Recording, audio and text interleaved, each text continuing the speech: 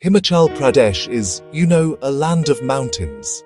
Its hills are steep and its valleys are, pretty deep. For generations, the people here have lived by the soil. Farming isn't just a job, it's a way of life. Small terraces cut into slopes like green stairs climbing to the sky. Families have worked these small plots for centuries. They grew maize, wheat, paddy, later apples, plums, vegetables. This agriculture has fed families, built homes, powered the local economy. The rhythm of the seasons dictated life itself, sowing, tending, harvesting. It is cultural, it is social. Songs and melas are part of the state's soul. But this legacy is now under threat. The green steppes look more tired. The hands that once worked them are disappearing. A silent change is sweeping these mountains. The statistics paint a stark picture. Across Himachal, fewer people are engaged in agriculture. The decline is sharpest among the young. The agricultural workforce is aging rapidly. A decade ago, many in their 20s tilled the land. Today, average ages cross 50. The census shows cultivators decreasing.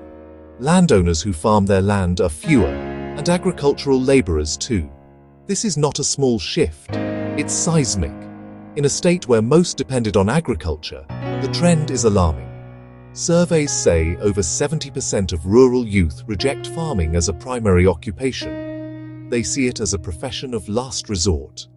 Migration is not uniform, more pronounced where farming is toughest. Zamal, Chamba, parts of Mandi. Small holdings, scarce irrigation, mostly rain-fed.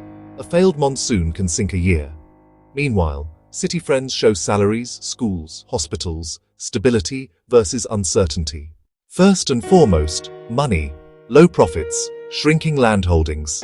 Ancestral land divided, average farm under 1 hectare, too small to support a family. Costs rise, seeds, fertilizers, pesticides. But selling fetches little, middlemen take a cut. The farmer is left with very little. Hard physical labor, under a harsh sun or biting cold. 12-hour days, no weekends, no paid holidays. Illness can mean disaster. Crops fail if you cannot work. Young people see bodies worn out by endless labor and choose differently. They want fixed hours, a day off, dignity without constant exhaustion. Poor infrastructure, no roads, produce on backs and mules for miles.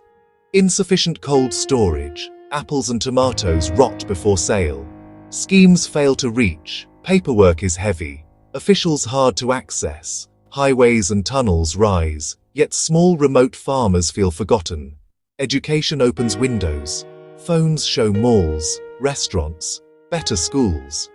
In the village, you are a farmer's son. In the city, you can be someone else. The pull of the urban dream outweighs the pull of ancestral soil. Villages hollow out, fields fall to the old. Hands that might hold plows hold smartphones, dreaming far from soil. Stories of youth are stories of difficult choices, hope and sadness. Sunil, 24, from near Roru. His family owns a small apple orchard. He says, "My father worked there his whole life. His back is broken now. A good crop. Then hail destroyed half just before harvest. Then the market price crashed. After labor and transport, they barely made a profit. I decided I cannot live like this. I work in a Shimla hotel now. 12,000 a month.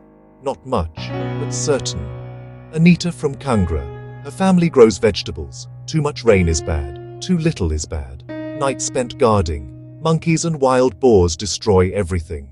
At the Mandi, the trader tells their price. No power to bargain. I finished my BA. Why should I do this? I'm preparing for a government job. Even a clerk's job feels better than uncertainty.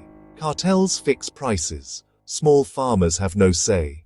Reversing the exodus is monumental. It needs more than slogans. It demands a fundamental change in how we support agriculture. First, make farming profitable. Ensure fair prices. Strengthen MSP. Expand to fruits and vegetables. Build farmer-producer organizations for bargaining power, bypassing middlemen. Sell directly to buyers and consumers. Keep a larger share. Second, Reduce risk with real, accessible crop insurance that pays after weather or pest loss. Invest in irrigation. Check dams, rainwater harvesting, drip systems. Subsidized fencing and community defenses against wildlife can save crops. When hail or monkeys won't wipe out a year's income, farmers are more likely to stay. Make farming attractive. Modern techniques, precision tools, protected cultivation. Set up local training centers. Promote village-level processing, juice, jam, cider, creating non-farm jobs and value. Improve village life. Roads, power, internet, good schools, and healthcare. Offer youth incentives, low-interest loans, land leasing, agri-tech grants. Turn farming into a viable, respected enterprise so the fading green shines bright again. One by one, young men and women turn their backs on the fields. They head for the cities, Shimla, Chandigarh, Delhi, chasing a steady salary and life beyond the monsoon. Villages empty, fields pass to the old. The story of agriculture becomes the story of a great shift. Empty homes and untended orchards.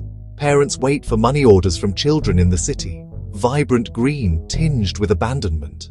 The question is, who will grow the crops? The hands meant for the plow reach for other futures. Dreams travel far from soil.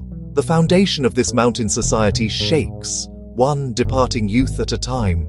Yet, with fair prices, reduced risk and dignity in the fields, paths can bend back home. Old wisdom, new tools. When the village rivals the city in basics, compulsion to migrate fades. Let the hills call them back, so the fading green might, shine bright again.